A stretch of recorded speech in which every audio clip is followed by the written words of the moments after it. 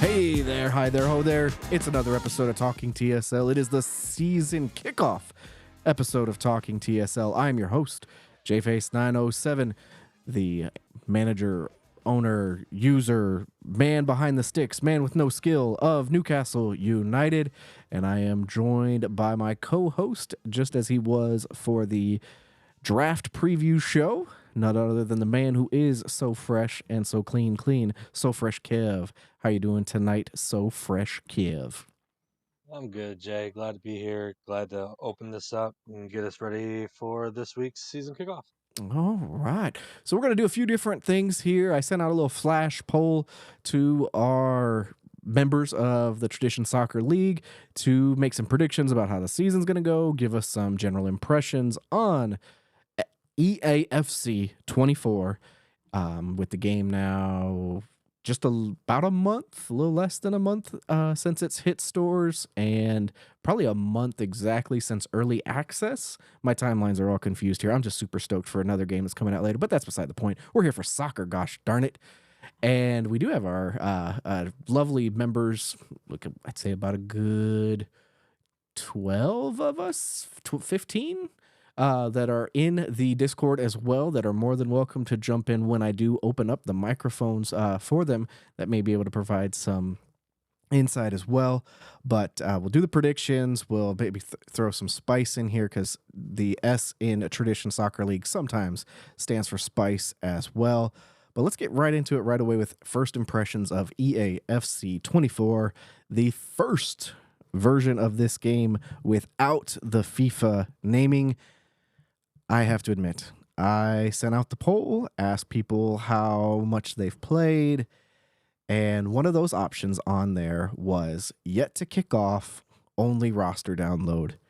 And Kev, I am one of those respondents. I have yet to play a match on Uh, on FC24. What about you? I definitely was in the 20 plus hours category. I've been grinding Ultimate Team along with some of the other members in the league. As far as TSL goes, I've played maybe 4 friendlies, but you know, it is what it is. We'll be ready when the season comes. Well, then you're going to be the person that I go to right off here to give me your general thoughts of how this cycle has been treating you thus far. I think we're what, like a patch and a half into this thing. How are you liking it so far? I'm loving the additions of the playstyles, minus a select few. I think that they need a little bit of tweaking. I think they're a little overpowered. But from the general consensus, I really like the additions of the playstyles. As far as just general play, good luck to the guys who played good defense last cycle. I think that's a thing of the past. I don't envision many of the nil-nil Beamer dot gifts in the chat. Um, but if you can master the new advanced defending, maybe it'll benefit you. But I think it's going to be a tough one. I think we're going to see a lot of goals. I was trying to remember back to the kickoff show for the 23 cycle. And if I am mislabeling this individual, I apologize. I believe it was Seb who had predicted the same exact thing for 23 after his early impressions. Um, I have to admit, I am a little disheartened to hear the same kind of sentiment to kick off this cycle. Granted, again, I have not played a single hour on the pitch of this game. All of my time on it has been done in the roster space, but I will say that that is a little disheartening. I'm looking at our little word bubble, whatever you thought bubble that comes up when you do a short answer thing on a form like we did, and defense is one of the big words with lack not too far behind it. So you can only imagine that lack of defense was probably very many short answer structures. Oh, it looks like Fizz was able to join in and get the audio working. So happy you can hear these golden Perfect. sick tones that I'm currently blessing everybody with. But yeah, I look forward to playing it. Not don't get me wrong, always love playing this game, really regardless of the quality of it, mainly because of y'all, the Tradition Soccer League. I mean, there's a reason why this thing is going on season 13 and multiple cycles through. But let's go ahead and start talking about how this initial season on the EAFC 24 platform is going to go. You, sir, or actually, we are sharing Division 3 this year, so we won't start with that. We won't necessarily put that in order. We'll save that one for last, even though there's four Sure. divisions here. We'll save you and I's division for the very end, since we're running this show right now, and even though the fearless leader's in here, he can't tell us otherwise. Let's start with the top, the cream of the crop, Division One. In the poll that I put out, no surprises here. One is Colby PSV. He got the lion's share of the vote, 51.9, so dang near 52% of the votes for taking the title here, with Seals Warren, whatever you know the man, he's fresh regardless, at 33.3%. And then if I'm remembering this correctly, a debutant of no, maybe he did finish last cycle in Division One, but Hoodle, he was the third leading vote getter at 11.1%. Any Yeah, he did disagreements? finish last year in D1. So Okay. Okay. I was debating myself on whether it was first or second season at D1 level, but any discrepancies here? Was this about how your ballot went as well? for top three, that sounds about right. I personally, as much as we all love Colby, I don't think there's a shot in hell that he beats out Warren this year, especially with the way the DP draft went. Just from my personal play against Neymar, I don't see how anyone can stop him. Okay. A little spice. At least I would categorize it as spice anyway. Right off the bat here. I like it. I like it.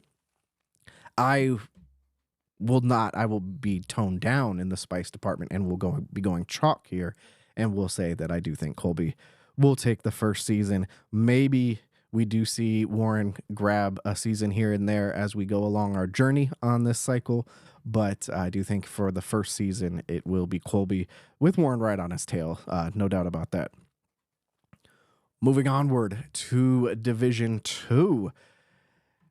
This was an interesting one. I actually thought the voting would be a little bit more spread, but this one also saw a little bit of a landslide, with the good doctor and his yellow submarine picking up 9 votes for taking away Division 2. Um, this is where we see some of the or not the parity, but some of the evenness, I thought, and with 4 different individuals getting 3 votes. Our favorite nut, Pecan, aka Pishan, and his Italian side, AC Milan. You Can Hate Me Now, aka Bobby, and his Crystal Palace side, Broth and Leicester City. And then last but not least,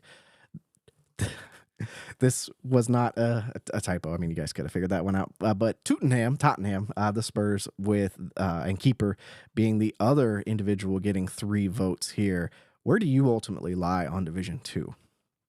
I chose Leicester City to take it all, but I think the good doctor is a very good shout. I think him and Broth and Bobby and Pishan, all good choices, but I don't have much experience with keeper in Tottenham, so he was never one of my choices.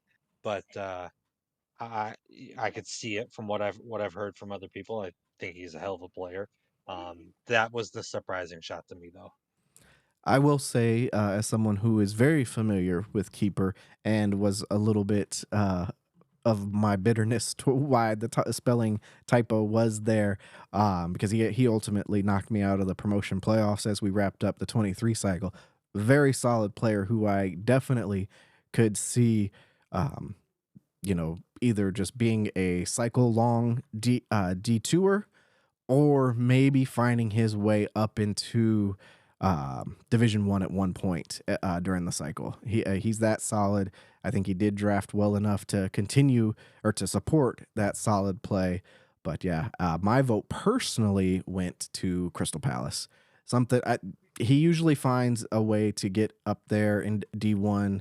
I feel like at least once, maybe twice a cycle in all the cycles I've been in with y'all. And I don't. I could see that. I could see that trend keeping right away, right after season one, and earning that promotion. We're going to skip Division 3, as I mentioned, because it is our shared division. And we're going to go into Division 4, our lower level, which really only sees one, if I'm not mistaken, yeah, one debutante here. The rest are all established players nowadays. And so, this isn't the noobs division anymore. These are established players here. And in the survey, we have Nolan and his Nottingham Forest side collecting a large share of votes, 69 nice percent of the vote to take the Division 4 championship.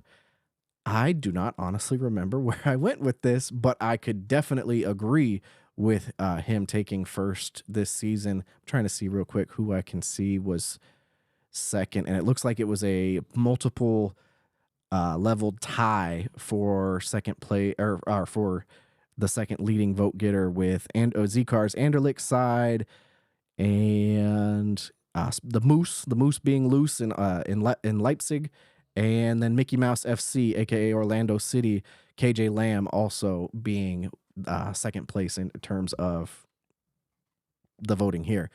Where are you seeing Division 4 ending up? Um, to be honest, I had it as a two-man race between obviously Nolan and apparently I might be the only one that voted for him. I think Gator with Fulham. I'm a little shocked to see Gator down in D4. He has the number one TSL Academy, according to Colby's value, and with the skills of being able to dribble in this game with the left stick dribbling and skill moves and offense, I think everyone's going to struggle defensively. So I think Gator has just a clear advantage with his youthful attack that I just don't know how a lot of these D4 defenses are going to deal with. So me personally, I chose Gator to win the whole thing. But Nolan, obviously, I had him as number two. And I don't disagree with you there at all when it comes to Gator's capabilities. I do think that I've always, well, what is it? I've never known who this individual was, but there's a real soccer player that a lot of the group refers to as Confidential Messi. And I've always kind of thought that Gator was like the confidential Sauce Castillo, because he may not be as saucy as the Colbys and the Warrens out there, but he's darn near it. And, he'll catch you sleeping and just, leave your jockstrap on the ground. I know he did that to me in our battles, quite often at the Division 3 level last cycle. And, he's got the stick skills for sure and the roster, for that matter. Absolutely. All right. It is our time now, sir. Time for Division 3, where I don't know if this was a surprise to you. It was not to me. I think you actually got my vote, but you are towards the top of the leaderboard here. You received the most votes with you sharing the title, at least. Yeah, we haven't had any new responses since we started recording here. You in London share share the title for most votes at 33 and a third percent. So that's 2/3 of the votes right there. If my quick maths is working for me, just between the two of you. How you feeling? Pressure on you? No pressure. I agree. I think it's gonna be me, it's gonna be London, and I mean, you can't count out RJ with Mbappe. It's been proven. He's a cheat code in this league on occasions. Um, as much as I love the additions that I've made in the off season, from what I've played, I think I'm gonna have to win promotion playoffs to get out of D3 because between the speed and the size on corners and crosses, London is going to be extremely difficult to defend against. So, as much as I obviously am going to choose myself, I think London's got it. I think D3 is London's league and we're all going to be playing in it. I want to take us back to Division Four real quick, just based on that last point you made. We have a club that is nicknamed around here, Big Lad FC. Would that not give Llama an advantage out there in D4? Size is one thing. Size and speed combo is another. So Okay. I think Okay. yes, Llama, he's going to be a factor on set pieces, but I think when you have a striker with 90 plus pace, 6'2", 6'3", and Rafael Leao with rapid playstyle plus good heading, yeah, that's something that can't be taught, and it's gonna be tough all season. Okay. Now, taking it back to our division, somebody here was crazy enough to give Newcastle a vote. It was not me. I do not love myself. In fact, there's a question here where I gave myself a little bit of a downer, but someone was crazy enough to vote for Newcastle. Uh, Simi and his Bayern Munich squad got a vote. RJ got 2 votes, and our fearless leader, Red Albert, September 20. No, he got a vote as well.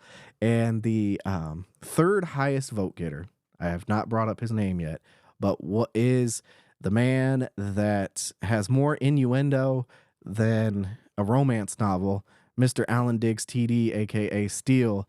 Um, I think he's a true challenger here. I think he's somebody that can find his way up through the divisions.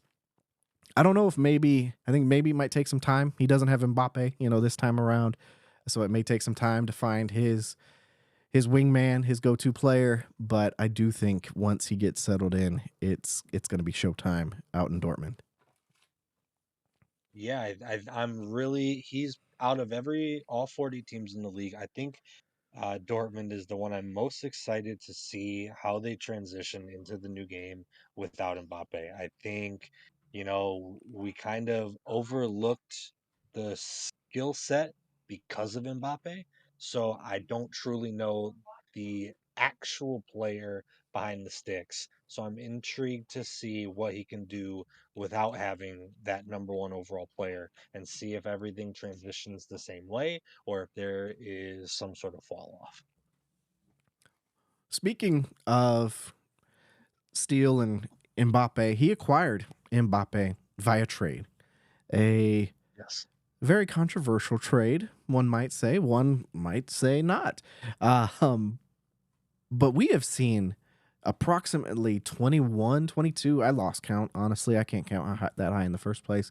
Um, Trades just from the small trade window we had after the designated player draft, and then the for real trade window that had opened up, with the start of player movement.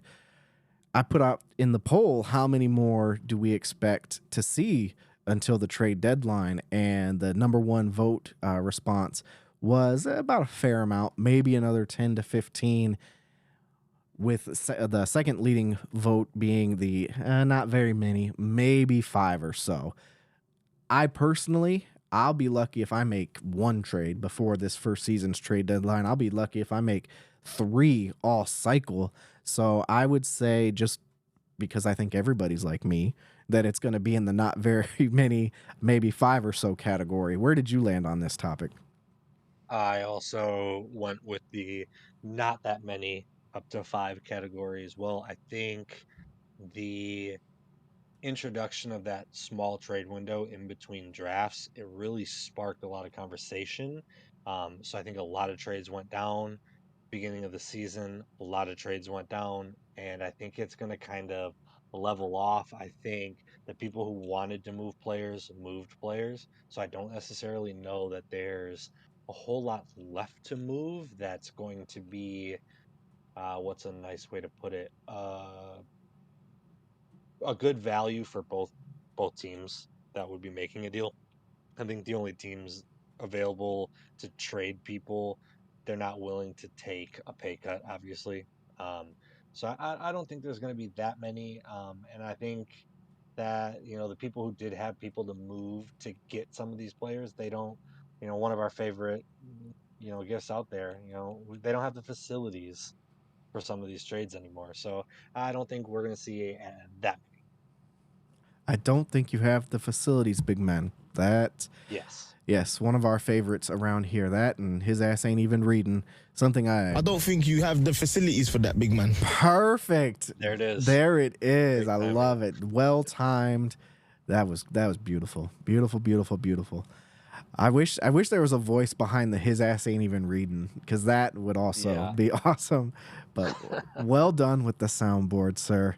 Um, we kind of alluded to this a little bit in talking about Division 3, but I did put it out there. Pick a club that you could potentially see leapfrogging through the divisions as we progress through this cycle. Um, I'm saying Dortmund here. You know, I'm not changing up from where we were talking last time. I think him and Nolan's Nottingham Forest side both have the chance to be that team that really starts moving through the tables. Um, if you had to pick someone from the bottom table with Nolan that maybe could do it, I don't know. Maybe Leipzig. I'm trying Leipzig's I'm one that I trying to might. think who I voted for, and I don't remember who it was. I think maybe it was Gator. I think because he was my choice to win D4, and with the way the game plays, I thought, we could see Gator back in up into D2. Um, and that's a two division jump from there. I think that was my choice. Okay. And I could see that happening as well. The biggest thing that I always feel like you have to remember is, because this is a league where, yes, we do have roster building, and you can improve your roster through the cycle. You also have to hit some luck with, since we can't progress the players ourselves, you have to find some players that are on the come up in the real world, that you're going to run into somebody who really maybe just isn't that great at keeping their eye on things, but semi good at the sticks, and can't quite make those two things mesh together to really become that top tier player. And they just kind of either flatline or in some cases fall. I'll give you a perfect example. Myself, I really only follow the US players, the Columbus Crew players, and the Newcastle United players. So I feel like maybe I did myself a disservice, and that's why I think I'm someone that if we end up coming across the D5, I could possibly free fall all the way down there. And that's our next question. Who do you think is that club that could potentially free fall through the divisions? Um, yeah, it's a tough one because I think the divisions are kind of set. I think a lot of the guys on the bubble between that, low end of D1, high end of D2, they're not going anywhere. And I don't think anyone on the low end of D2 is going to fall because I've never played them. So, I mean, I look at the table, I see a list of people that I know are good for D2, and then I see three names that I've never played. I don't know really where they stand. In Leverkusen for Frizz, Mumbai City for H Shot, and as your thing said, Tottenham and Keeper. I don't know where they stand, so I could see them falling out of Division Two. London and I in D3, we have D1 experience, so I don't see a fall there. Um, so really, I don't necessarily know if there is a team that's built to free fall in this cycle. I really had a hard time picking anyone for this. I think you have more of a shot at people just kind of maintaining their position and one guy maybe making a leap would be where I stand. Well, the league had some opinions in the flash poll that was put out, and I think a lot of it maybe was just for the running joke of the league. But Lens was the number one response, because everybody He's gonna he's gonna dribble his way to D4 right he's out of bounds, right right to out of D4. bounds into D4. Oh, I personally, I see more of a yo-yo thing there. Like, he may floor as low as D3, but then ceiling as high as the top in D1. I don't think he would ever quote unquote free fall. For him to truly free fall, the path that I would see to that is he actually gets up into D1 after season one, and then just takes demotion after demotion down to D3. Like I would consider that to be his version of a free fall. And depending on how the other divisions play out, and how D2 and ultimately D3 strengthen through the movement, maybe that happens, but he probably is going to start and finish in D2. Plain and simple. Yeah, I would agree. All right, it's time now for the spice cabinet to get opened up. I just put insert spice here, and something that was something you alluded to earlier may have even been your response, but one of the responses flat out was constant crossing is going to suck. And there are some folks that, I'm not going to name names because I'm not like that, but there are some folks that do have a heavy cross attack. And it wasn't even in, since 24. Like I said, I've never played a single minute of this on the pitch. So, we're going back 23 and 22. So now that this maybe has had a focus in the development from EA Sports, maybe they rise to prominence a little bit here with that attack already being embedded in them. But some other things here. Simi sucks, and I hope he goes back to D4. Colby is not mudded like he states. He's been tearing it up in Ultimate Team. D4 better than them all. I tell you what, D4 probably gonna maybe be a first 100% again at some point in this cycle, if not in season 1. Our fearless leader's defensive shell will be the toughest / most annoying to date. This person is saying Beamer Ball is going to be like full on great in EA 24. That is a bold strategy, and we'll see if it pays off. I'd highly disagree. As far as the crossing goes, I did not put that. You talked about mine. Colby has been saying for weeks that he's mudded and he sucks, and he goes 18-2 in weekend league back-to-back weeks. So he's not mudded. But I will agree. I think the teams that rely more on crosses and corners are going to be a menace in the first, maybe season or two, unless EA changes things up. Um, so that, yeah, I'm not looking forward to it. As far as Simi back to D4, I can only assume that was an Uber message. Um, and yeah, as far as defense goes with Red Al, I hope he can figure it out because he predicates his game on defense, but I don't see it happening to the rate it did in previous cycles. Something that came up in this as well was the predictions of rage quitting right off the bat in season 1. Someone said there will be a rage quitter in D3. Someone said there'll be a D4 player that rage quits. Or excuse me, D2. I'm misreading that. There will be a D2 player that rage quits. There was even someone that will say we'll have some folks that totally won't even remember that we're starting right now and will miss maybe the opening match week. Granted, if it wasn't for this podcast, I'd probably be in that place right now personally. But this thing is what keeps me going, what keeps my head on straight. So thank you, Red Al, for that opportunity. But just some funny stuff in here. Got someone who just simply said cayenne pepper. I mean, that's my favorite spice. No, I like garlic powder. Garlic powder is my favorite spice. But if there's nothing that this league isn't already great at, it's being a whole bunch of smartasses that put a smile on my face, and I thank every one of y'all for that. Absolutely, couldn't agree more. Well, let's open up the floor now. If anybody does want to join the show, we'll use this opportunity to let y'all do so. If you want to put some voice to your spice, feel free. If you have a question that you've been wanting to ask the hosts of Talking TSL, also feel free.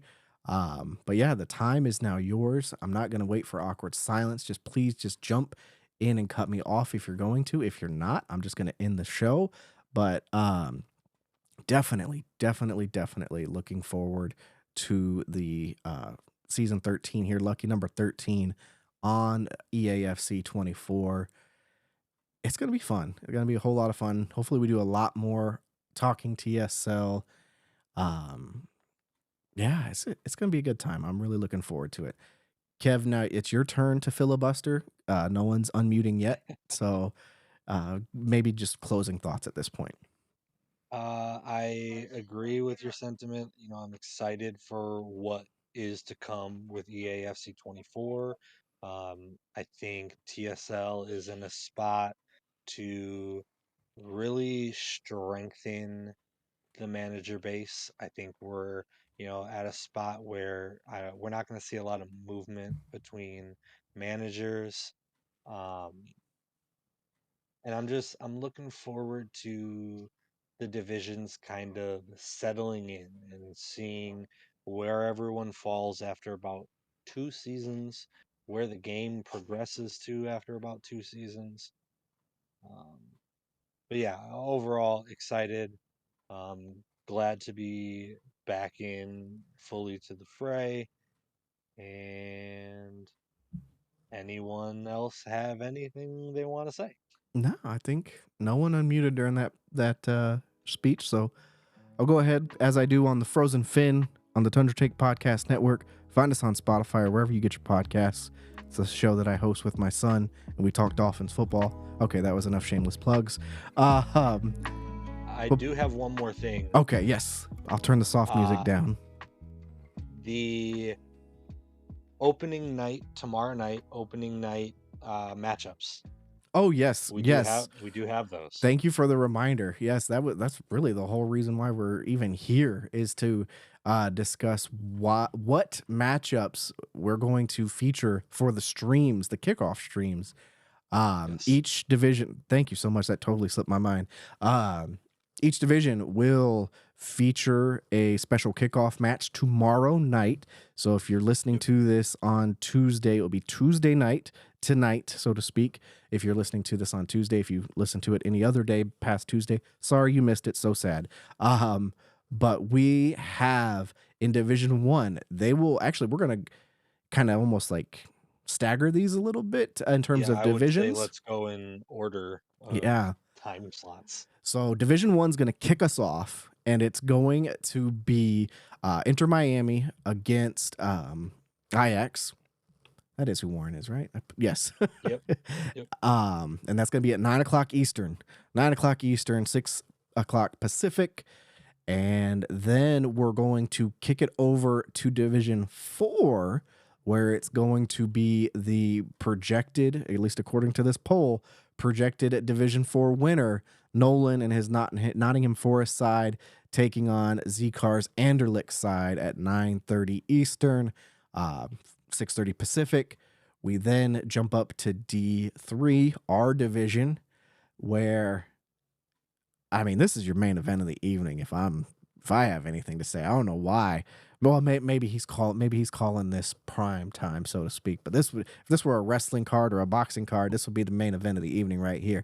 It is Steel and his Dortmund side against our fearless leader Red Owl and his Lille side. Where's the air horn? Red, get us going with that air horn. There we go. And then closing it out, technically in a boxing card. This would be the main event here. We do have Broth and his Leicester City side taking on AC Milan and Pecan, aka P-Shans. I just said that, AC Milan side at 10:30. So every 30 minutes, starting at 9 o'clock Eastern, there will be Tradition Soccer League kickoff streams happening. Have Twitch ready to go. I would love it if at some point maybe there's some overlap and some multi-Twitch going on. It doesn't have to happen. We can keep these things going one at a time.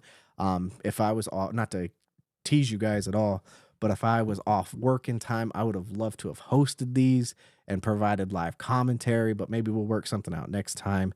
But this is going to be a great kickoff. I love that we're doing this. this kind of quadruple header like this. It's going to be a good time, Kev. Real good time. Absolutely. I'm looking forward to it. Um, I wish everyone good luck tomorrow night and everyone else in general for the season. Bring your A game and let's have a good, healthy season. Couldn't said it better myself. For So Fresh Kev, I'm JFace907. This has been Talking TSL, the kickoff edition. The season starts with the streams tomorrow night. Everybody else starts on Wednesday. Let's go have some fun and enjoy the cycle and the season. Bye now.